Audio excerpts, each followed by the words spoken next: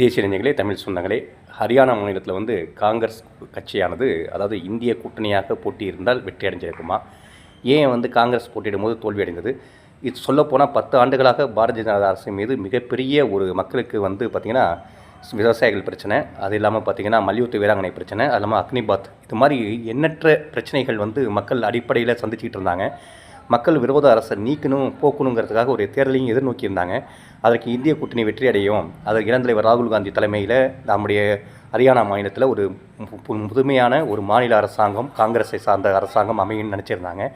ஏன் தவிர்க்கப்பட்டு போனது அப்படிங்கிறாங்க. நம்ம என்ன பண்ணோம்னா, இந்திய கூட்டணின்னு சொல்லி ஆம் ஆத்மியோட கூட்டணி பேரம் பேசணும். ஆனால் அவங்க 10 தொகுதின்னு கேட்டாங்க. நம்ம மாநில தலைவர்கள் எப்போதும் போல் நம்மளே வெற்றி அடைஞ்சிருவோம் அப்படின்னு சொல்லி அதை தவிர்த்தாங்க. அதில் சில வாக்குகளில் நம்ம வெற்றி வாய்ப்பை இழந்தோம். ரெண்டாவது, ஜாட் சமூகம் மிகப்பெரிய ஒரு எதிர்ப்பு நிலை இருந்தது பிஜேபிக்கு. அதனால் அது நமக்கு ஆதரவாக இருந்தது. ஆனால் ஓபிசி பிரிவுகளை எடுத்து அவங்க வெற்றி அடைஞ்சாங்க.